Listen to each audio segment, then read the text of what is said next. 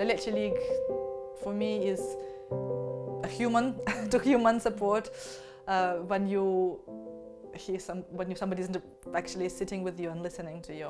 And I think for mothers of very young babies, it's very encouraging to see those toddlers or those kind of midway older babies crawling or toddling around. That just gives them hope that at some point there comes a time where they can manage, and doesn't feel like the world is crashing down on them, and they don't feel completely overwhelmed. I think the other thing is that the meeting is not actually only about breastfeeding. We have different topics, so we do theme our meetings, and you find a lot of the Leche League meetings are themed, and we cover topics like nutrition and gentle discipline, as well as sleeping issues. And birth. Very birth. popular. Yeah.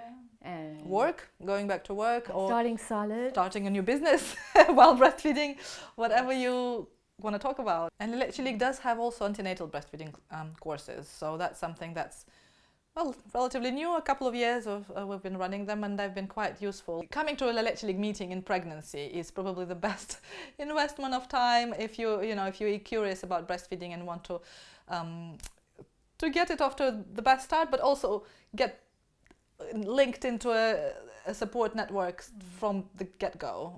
You can post any of your questions on our Facebook group. You can ask all of them in the meeting.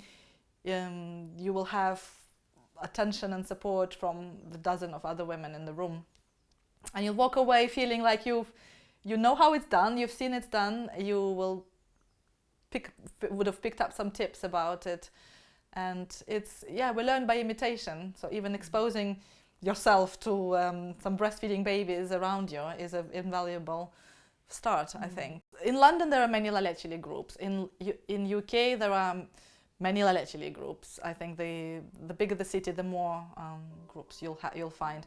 But there is always a Leche League leader not far from you, or at least on the phone or on social media, available to support you on the helpline. So nobody should be without one.